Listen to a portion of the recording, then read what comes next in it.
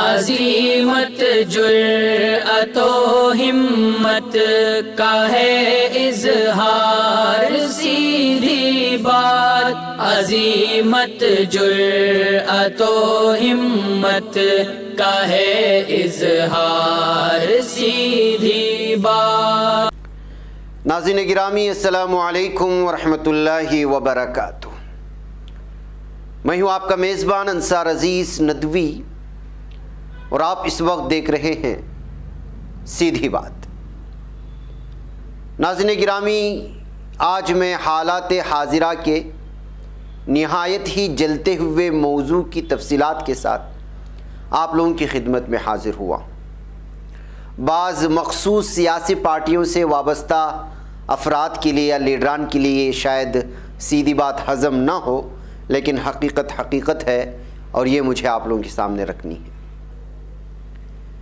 नाज़रीन गिरामी, 27 मार्च से शुरू होने वाले और 29 अप्रैल को ख़त्म होने वाले मगरिबी बंगाल के 294 असम्बली नशिस्तों के लिए इंतखाबात होने वाले हैं, जिनमें शेड्यूल कास्ट के 68 और शेड्यूल ट्राइब के 16 नशिस्तें मुख्तस हैं। 27 मार्च, 1 अप्रैल, 6 अप्रैल, 10 अप्रैल, 17 अप्रैल और 22 अप्रैल, 26 अप्रैल और 29 अप्रैल, यानी कुल 8 मरहलों में मुकम्मल हो जाएंगे इंतखाबात।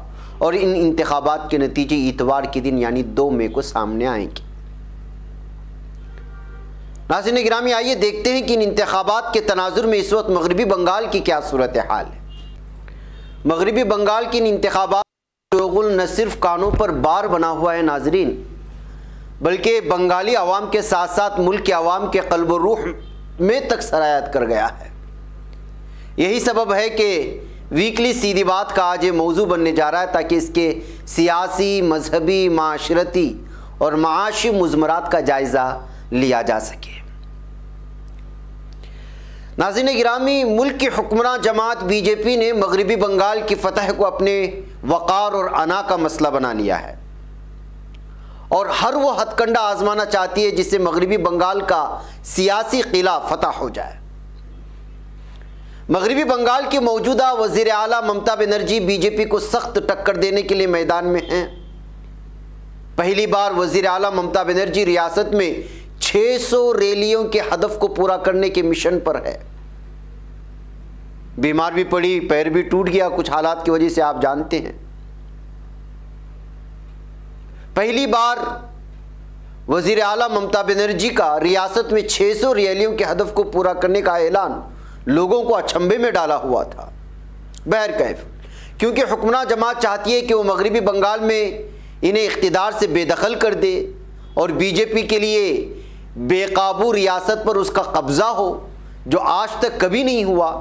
यही वजह है कि मुल्क की बदतरीन दाखिली सूरत हाल को पसे पुष्ट डालकर मुल्क के वज़ीर दाखिला अमित शाह मगरबी बंगाल में कैंप लगाए हुए। मोदी नवाज मुतासिब मीडिया के मुताबिक ममता आखिरी और वाहिद औरत है जो बीजेपी के खिलाफ खड़ी है।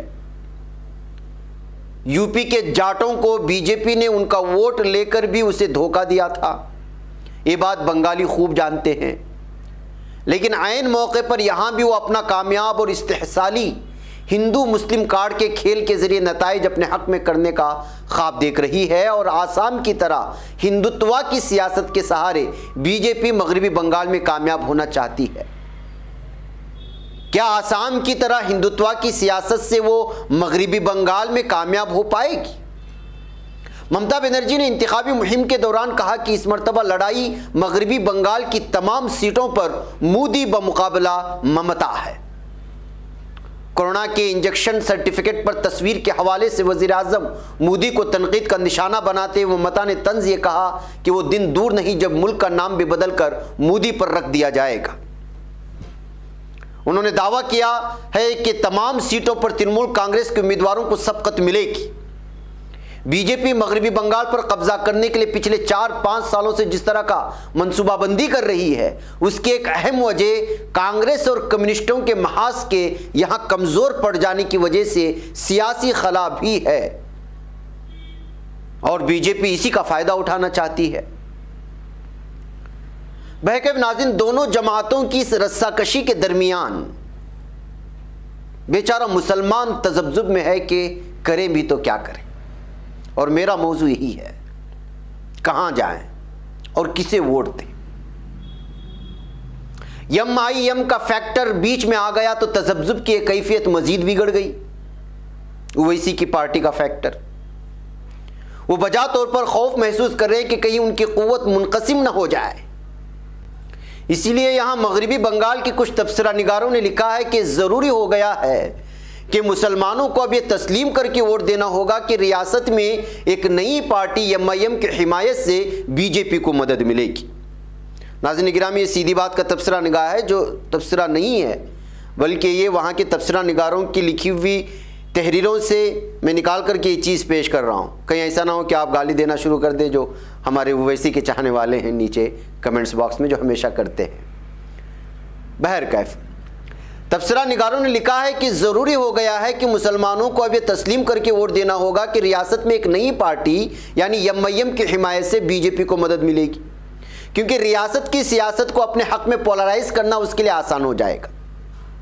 MIM को वोट देने का मतलब फ़िरका परस्ती को ख़त्म करना नहीं, बल्कि BJP की फ़िरका परस्ती और उसकी फिस्तायत को तक़वियत देना है।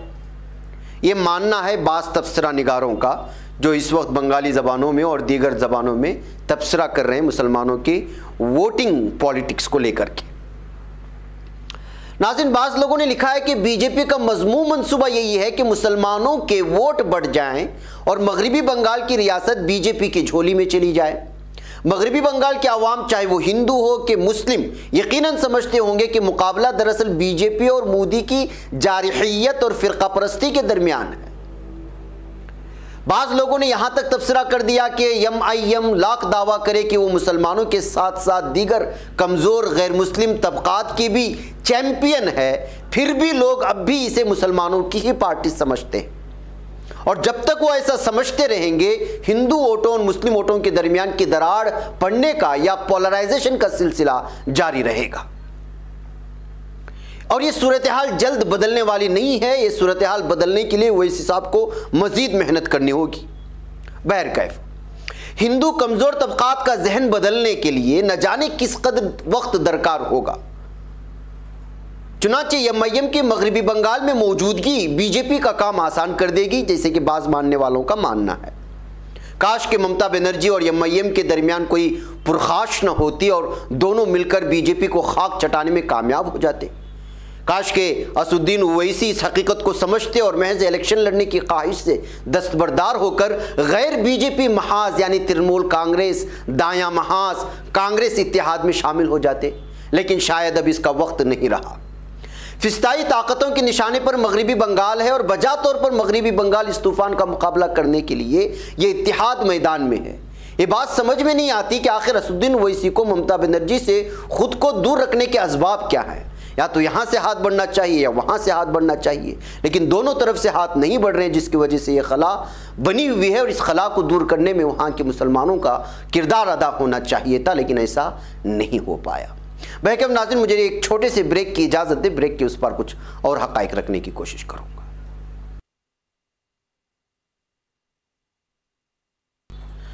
नाज़रीन गिरामी, इस्तक़बाल है सीधी बात की इस अनोखी महफिल में। नाज़रीन, साल 2014 के आम इंतखाबात, असम्बली इंतखाबात और ज़िमनी इंतखाब में BJP के वोट फ़ीसद में इजाफे ने भगवा रहनुमाओं का हौसला बढ़ा दिया है। आपको याद होगा, साल 2014 में हुए आम इंतखाबात में BJP को 16.8% वोट मिले थे, जो पिछले इंतखाबात के मुकाबले में 10.67% ज़्यादा थे, 10.66%।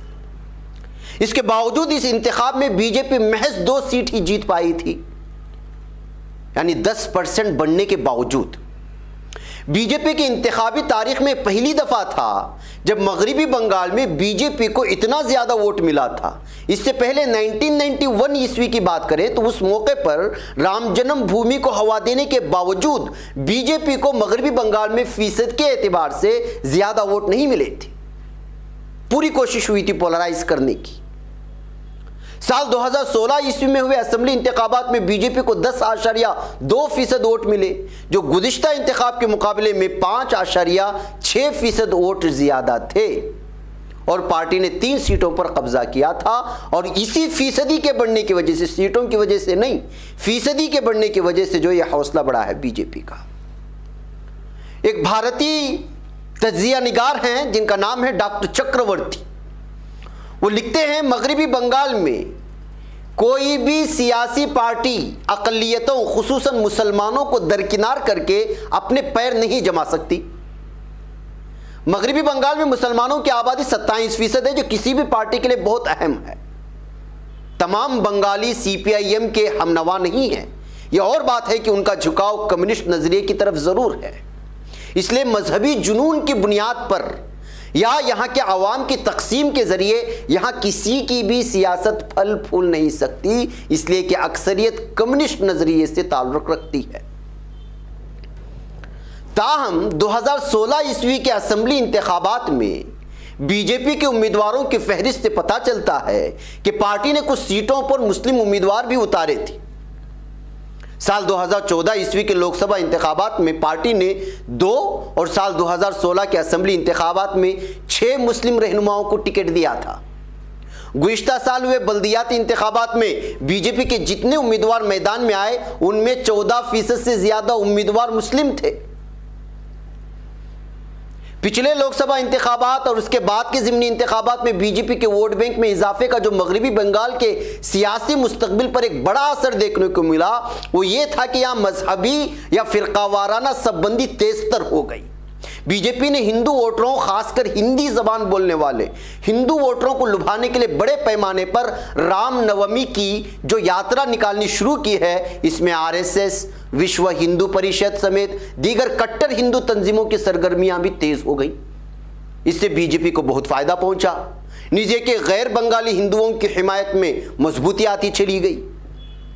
ये देखकर अफसोस होता है कि सेकुलरिज्म के अलंबरदार तृणमूल कांग्रेस ने मजहबी जुनूनियों से मुकाबला करने के लिए सॉफ्ट हिंदुत्वाही का सहारा लिया, तो दूसरी जानिब तृणमूल की सुप्रीमो ममता बनर्जी के इशारे पर तृणमूल कांग्रेस रहनुमाओं ने भी रामनवमी के जुलूस निकाले। तृणमूल कांग्रेस ने 10 सूर्या मंदिर बनाने का ऐलान भी किया। मजहबी सरगर्मियों के जरिए वोटरों को लुभाने के लिए बीजेपी और तृणमूल के हथकंडे खत्म होते नजर नहीं आ रहे हैं, बल्कि आने वाले वक्त में इसमें इजाफे के आसार नजर आते हैं और इसका सबसे ज्यादा फायदा बीजेपी को पहुंचता है। मगरिबी बंगाल की सियासत पर गहरी नजर रखने वाले सहाफी शुभम घोष कहते हैं कि शिमाली हिंदुस्तान की तरह मगरिबी बंगाल में भी मुस्लिम आबादी ज्यादा है, इसलिए आने वाले वक्त में यहां फिरकावाराना पोलराइजेशन तेजी से होगा। तृणमूल कांग्रेस भी सेकुलरिज्म की कीमत पर अक्सरियती खुशामदाना पॉलिसी, जिसको मेजॉरिटी अपीसमेंट कहा जाता है, उसका खेल खेलेगी, क्योंकि उसके पास अपना कोई नजरिया नहीं है। तरफा तमाशा यह कि MIM इसको मजीद बढ़ावा देने जा रही है।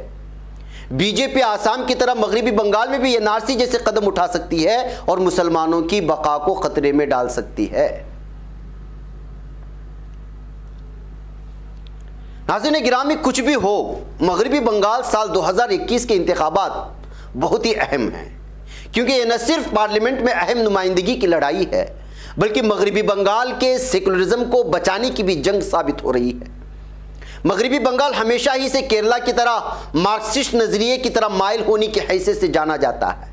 आप जानते हैं 1977 ईस्वी में कांग्रेस की हुक्मरानी के खात्मे के बाद कम्युनिस्ट पार्टी ऑफ इंडिया की सरबराही में बाएं बाजू महाज ने मगरिबी बंगाल पर 34 साल तक हुकूमत की थी,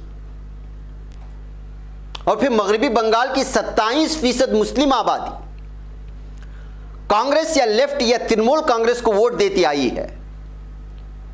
बायां बाजू महाज के 34 साल तवील दौरे इख्तिदार का एक अहम सुतून यही मुस्लिम आबादी, और इसी तरह ममता का 10 साल दौरे हुकूमत भी मुसलमानों ही का मरहून मिन्नत है।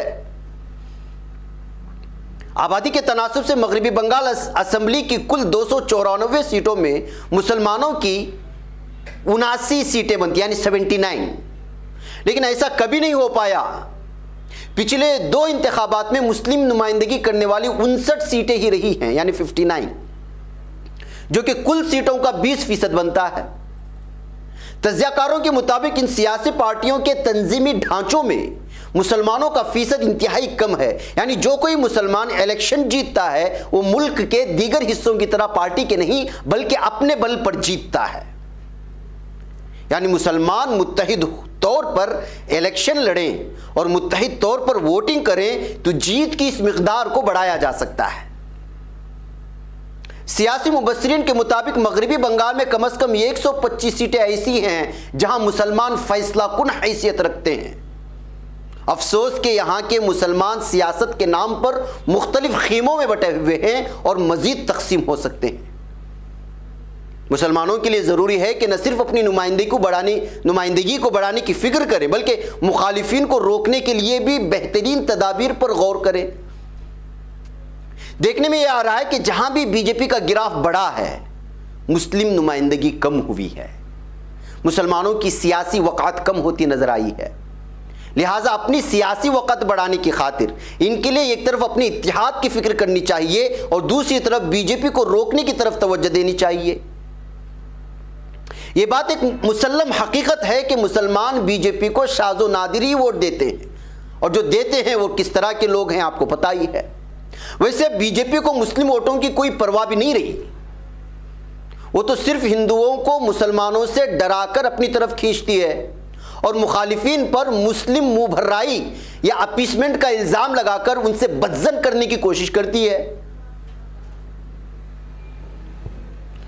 मगरबी बंगाल के लिए भी बीजेपी का जो प्लान मीडिया में आया है उसमें किसान, आदिवासी, मजदूर और पिछड़े तबकों से ताल्लुकात उस्तवार करने का जिक्र तो जरूर आया, लेकिन मुसलमानों का जिक्र भूले से भी कहीं नहीं किया गया। जरूरी है कि मुसलमान ऐसी सियासी चाल चलें कि हिंदू बीजेपी की तरफ रागिब ना हो। यह काम मुसलमानों की इंसानियत नवाज किरदार से ही मुमकिन है और हिंदुओं का दिल जीतना उनके तय अच्छे अखलाक से होगा। पिछले लोकसभा इंतखाबात में बीजेपी की नुमाया कामयाबी को किन मुहर्रिकात से कुव्वत मिली थी इस पर भी मुसलमान गौर करें।